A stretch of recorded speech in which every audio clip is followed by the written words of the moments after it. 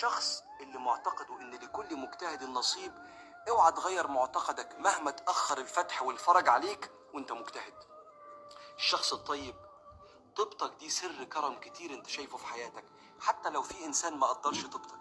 السلام عليكم، اللهم صل وسلم على سيدنا محمد وعلى آله وأصحابه أجمعين. حبايب قلبي الحلوين الغاليين، وحشتوني جدا. أهلا وسهلا بيكم، نورتوني وشرفتوني. يلا بينا النهاردة نبتدي الفيديو. معانا كام وصفة للتوفير كده في الغدا وكمان في الحلويات إن شاء الله بإذن الله. الفيديو يعجبكم وتستفيدوا منه. أهلا وسهلا بكل حبايبي اللي نوروا القناة، على عيني وعلى راسي وجودكم معايا. يلا يا ست الكل، حطي لي لايك، ولو عجب الفيديو ما تنسيش تشيريه لاصحابك، اكتبي لي كومنت حلو، وان شاء الله باذن الله تستفيدي معايا من الفيديو. اول حاجه يا بنات معايا النهارده اللي انا هعملها وهي كفته الرز. انا ابتديت كده ان انا اجيب ربع كيلو من اللحمه المفرومه، وجبت كوبايه من الرز غسلتها من بالليل وسبتها تنشف. يعني انا غسلتها وحطيتها على مصفى لحد ما تنشف تماما. بعد كده هبتدي ان انا اطحنها. وطبعا لو انت مش حابه تعملي رز اللي هو زي بتاعنا البلدي ده، ممكن تقدري تجيبي رز مطحون، ولكن دلوقتي سعر الرز المطحون غلي جدا، فانا بعمله زي ما انتم شايفين. بطحنه بالكبه كده بيبقى ناعم معايا، او بطحنه بالمطحنه التوابل بيبقى ناعم وزي الفل. المقادير بتاعتنا هتكون عباره عن راس من التوم او 3 4 فصوص من التوم زي ما يكون حجم التوم عندك. بعد كده هنجيب حزمه من الخضره، البقدونس على الكزبره. هحط عليها شويه من الرز اللي احنا كنا طحناه، اللي هي الكوبايه المغسوله وسبناها تنشف، وبعد كده طحناها. احط نص كميه الرز اللي معايا، واحط عليها البهارات زي ما انا عايزه. انا بحب البهارات اللي احطها على كفته الرز تكون عباره عن كمون، عباره عن شويه من الكزبره الناشفه، عباره عن فلفل اسمر وحبه ملح. هي دي بس البهارات اللي انا بحطها لكفته الرز. كفته الرز يا بنات من الحاجات الموفره جدا جدا. انا ان شاء الله باذن الله هعمل من الكميه دي طبقين، الطبقين دول يعني اكلتين. تخيلي بقى حضرتك لما تجيبي ربع كيلو لحمه مفرومه، سواء جايباه مستورد او جايباه سوداني او جايباه بلدي زي ما حضرتك جايباه، وتبتدي ان انت تحطي له كوبايه من الرز، اي ما يعادل ربع كيلو من الرز برضو. وهنحط عليه بقى الاضافات اللي هي الخضره. تقدري برضو انك تضاعفي كميه الرز. في ناس كتيره انا اعرفها بيضاعفوا كميه الرز، ما بيبقاش الكفته كلها لحمه، ولكن احنا يعني بنقول الى ايه، كده حبه كده وحبه كده، وهي الدنيا بتمشي معانا. ده برضو من الافكار الحلوه جدا، ان حضرتك بربع كيلو من اللحمه المفرومه تقدري تعملي اكله محترمه لاولادك. في متابعه حبيبتي قالت لي يا دودي احنا 10 افراد وهي معاها 500 جنيه، تفتكروا ممكن تعمل ايه من هنا لحد اخر الشهر؟ لازم يا بنات نحاول بقدر الامكان نستغنى عن اللحوم تماما، ونعتمد على الخضار اللي من غير، او على الاكل والغدا والعشاء والفطار اللي من غير لحوم، يكون معتمد على الخضار، معتمد على البقوليات النباتيه اللي هي الحاجات اللي فيها بروتين ولكن نباتي. الكلام ده كله هو ده اللي هيفرق معانا وهينفع معانا طالما الميزانية بتاعتنا قليلة. نحاول على قد ما نقدر. كل فيديو هتقولي يا دودي هنحاول، ان شاء الله بإذن الله هنحاول، وطول ما احنا عندنا ثقة في ربنا فربنا هيزيدنا من نعيمه. انا خلصت اول كمية ضربتها، وبعد كده حطيت الكمية التانية وضربتها، وبعد كده هبتدي ان انا اعجنهم على بعض. عايزة اقول لكم ان الكفتة دي من احلى الحاجات اللي حضرتك تقدري تعمليها. خلّي بالكم، يعني الفيديوهات دي إلى حدٍ ما هي بتفرق معايا أنا شخصيًا. أنا شخصيًا لمّا آجي أعمل حاجة زي كده، باحس إن أنا أنجزت، باحس إن أنا وفّرت، باحس إن بيتي مستور وعندي حاجات في الفريزر تنفعني، باطلّعها وقت ما أحتاج، والكلام ده كلّه بيفرق معايا جدًا. وأنتِ سِت بتشتغلي وبتطلعي من شغلِك طبعًا ربنا يعينكم جميعًا، ممكن تقدري حضرتِك تعملي كل أسبوع menu للوجبات اللي حضرتِك عايزة تعمليها، وتبتدي يوم الجمعة والسبت تحضّري في الأكل اللي أنتِ عايزة تعمليه. إحنا عايزين يا بنات ناخد كده يعني عهد مع نفسنا كده، إن إحنا إن شاء الله نحاول يا إما الخميس يا إما الجمعة يا إما السبت، أي يوم من الأيام دي تاخديه راحة تمامًا من إنِّك تعملي أي حاجة. اقعدوا اعملوا لولادكم سهرة الخميس اللي كنا بنعملها قبل كده.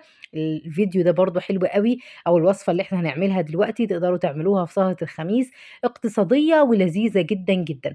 أنا هاعمل إيه هنا؟ أنا هاعمل الدوناتس. حطيت كوباية من المَيّة، عليها بيضاية، عليها شوية من الخل صغيرين، هاحط كمان عليها رشة من الملح، هنحط عليها معلقة صغيرة من الخميرة، وهنحط طبعًا معلقة من السكر، لإن لازم نحط مع الخميرة سكر علشان الخميرة تشتغل معانا. وطبعًا هنا المَيّة بتاعتنا عبارة عن مَيّة دافية. هاحط بقى حوالي معلقتين أو 3 من الزيت زي ما أنتِ عايزة.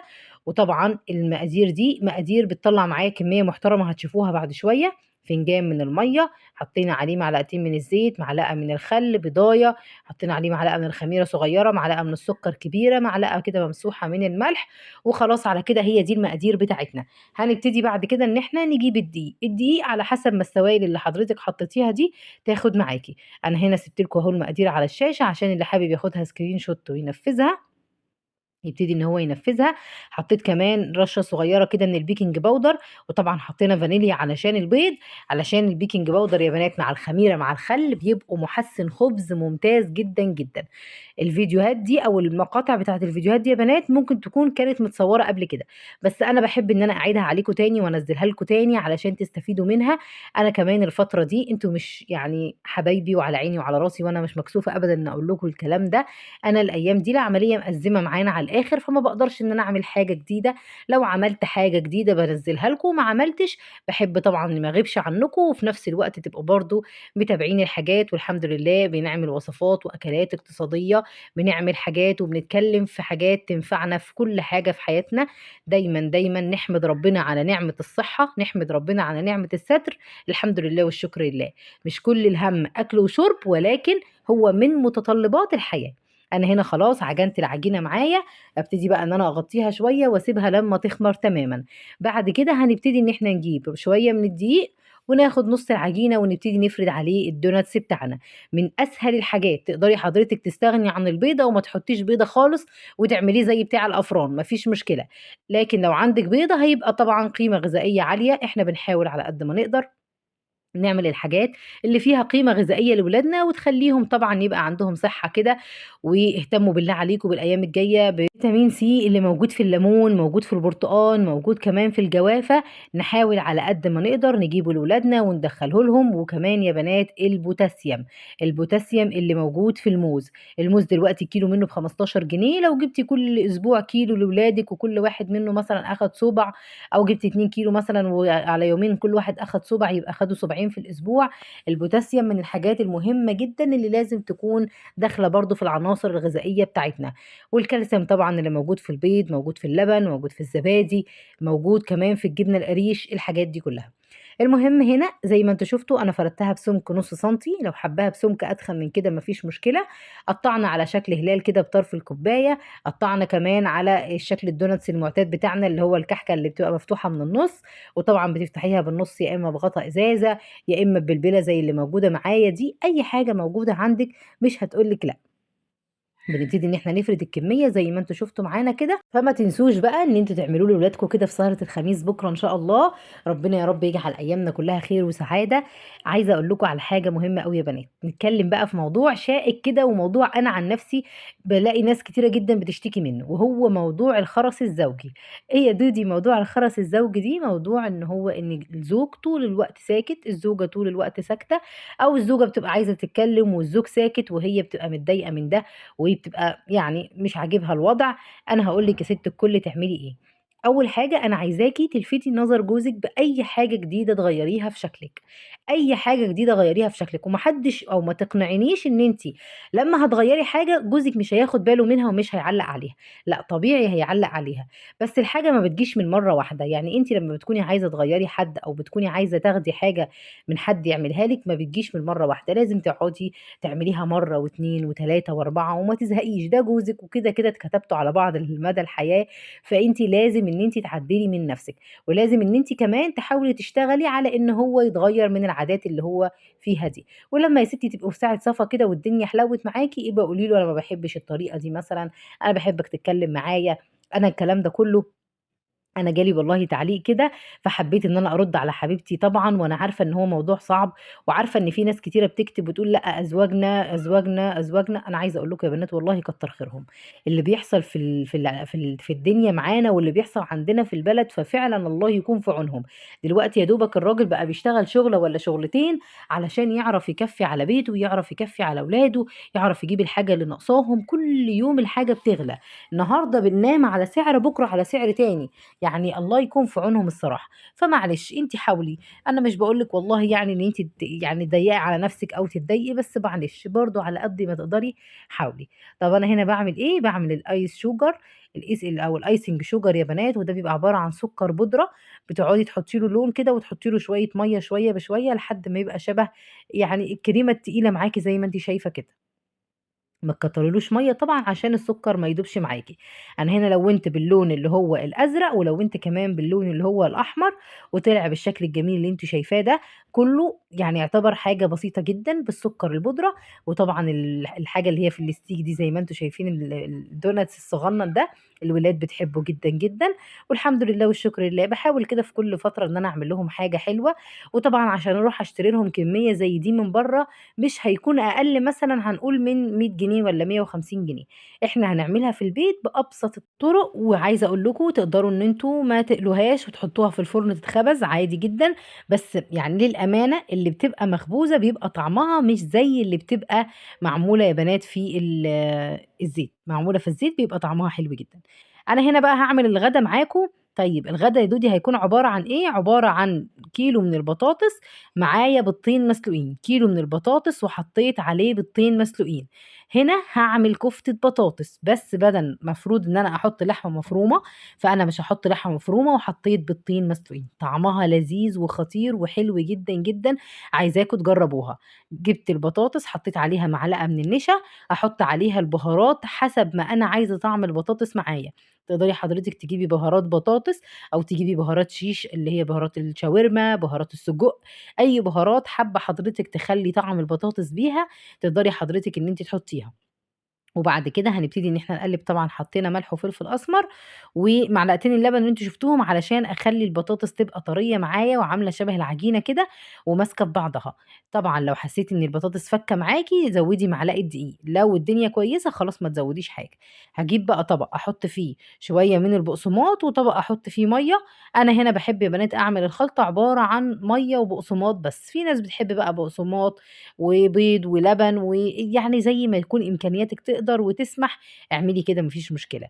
أنا هنا حطيتها في البقسماط الأول، في المَيّة على البقسماط والمَيّة على البقسماط، وهاعمل كمان شوية شوربة خضار، يعني برضه من الحاجات السهلة اللي باحب برضه إن أنا أعملها لولادي، لإن هي كلّها بتبقى فيتامينات. حطيت شوية بهارات، حطيت مَيّة تتغلي على النار فيها مرقاية، وحطينا فيها شوربة الخضار. خلّي بالكم الأكلات اللي باعملها النهارده دي أكلات لآخر الشهر. يعني في ناس كتيرة مننا ما بتقبضش غير يوم واحد، فالوصفتين اللي إحنا عملناهم النهارده سواء كفتة الرز أو وصفة البطاطس دي من الحاجات اللي تقدري تعمليها غدا لولادِك وهتبقى لذيذة، وبالذات لو أطفال صغيرين وحتى والله يا بنات لو كبار، لإن الأطفال أو الناس الكبيرة أو كل دول دلوقتي ما بقوش بيميلوا للطبيخ والرز والكلام ده. ما يمنعش يعني إن إحنا بنعمل، بس لمّا تعملي لهم حاجة زي كده وتغيّري لهم هتلاقي الدنيا معاهم بقت زي الفل. حطّي لي لايك يا ست الكل لو وصلتِ معايا لحد هنا في الفيديو، وحبايبي اللي بيتابعوني في صمت ومش مشتركين معايا، يا ريت بقى تشتركوا في القناة، إن شاء الله بإذن الله نكون دايمًا عند حُسن ظنكم. أنا قُلت لكم الحقيقة إن أنا الأيام دي معييش فلوس والعملية مأزمة، فما باعملش حاجة جديدة، بس لمّا نعمل حاجة جديدة إن شاء الله بإذن الله برضه هتشوفوها. ويعتبر بالنسبة لكم الحاجات دي جديدة، لإن أنا كنت منزّلاها من فترة كبيرة على القناة التانية، وفي متابعين كتير ما كانوش معايا على القناة التانية. أنا مش ممكن أقول لكم الكلام ده، ولكن للمصداقية والأمانة لازم إن أنا أقوله لكم. المهم، عملت إيه، بعد ما خلّصنا كمية البطاطس حطينا شوية زيت على النار، وابتديت إن أنا أنزل فيهم بالكفتة بتاعتي. مش هتفُك معايا يا دودي، مش هتفُك، بس زي ما باقول لِك أهم حاجة لو حسيتِ إن هي سايبة معاكِ شوية، يا إما تزوّدي معلقة نشا، يا إما تزوّدي معلقة دقيق أو معلقة بقسماط علشان تبقى متماسكة معاكِ. بُصّوا أنا باقلّبها أهي ما حصلّهاش أي حاجة معايا خالص الحمد لله والشكر لله. تقدري تعمليها صوابع، تعمليها دواير، اعمليها بالشكل اللي أنتِ تحبيه. والكوسة هنا ابتدت إن هي تغلي معايا، لمّا تستوى هاحمّر لها شوية لسان عصفور وأحطهم عليها، يبقى عملنا شوربة خضار فيها نشويات وفيها فيتامينات، وكمان عملنا أكلة حلوة للولاد. يعني أنا عن نفسي ولادي بيحبوا الكفتة البانيه، بيحبوها جدًا، جدًا، وباحب دايمًا إن أنا أعملها لكم. اكتبوا لي أنتم كمان إيه الأكلات اللي ولادكم بيحبوها، إيه اللي تحبوا إن إحنا الفترة الجاية نعمله، أنا عايزة آخد منكم أفكار. قولي لي يا دودي مثلًا عايزين الفترة الجاية تعملي كذا أو تعملي كذا، علشان أبتدي إن أنا أعمله كده في menu وفي جدول كده ونضبّط دنيتنا إن شاء الله، ونعمل كل اللي أنتم عايزينه. هنا بقى حطينا لسان عصفور كده يحمر، وهنحطه فوق الكوسه بتاعتنا. عايزه بقى اقول لكم كمان على حاجه يا بنات، قولوا لي ايه رايكم في ان احنا يعني بنتكلم مثلا في مواضيع تانية فوق الروتين. انا خدت رايكم قبل كده وناس كتيره اعجبت، بس عشان في حبايبي جداد دخلوا القناه طبعا، فاحنا بنحاول برضو ان احنا ناخد كل الاراء. اللهم بارك لنا فيما رزقتنا وزدنا خيرا منه، ودمها نعمه واحفظها من الزوال، امين يا رب العالمين. كفته البطاطس، شوربه الخضار باللسان عصفور، وده كان طبق لوبيا كده كان في الفريزر عندي، طلعته وسخنته مع شوية مخلل. الحمد لله والشكر لله، كل حاجة حلوة بنعملها تبقى زي الفل طالما جوانا رضا. أتمنى يكون الفيديو عجبكم النهاردة وتكونوا استفدتوا منه. بحبكم جدا وبشكركم جدا على وجودكم في حياتي. ما تنسوش تحطوا لي لايك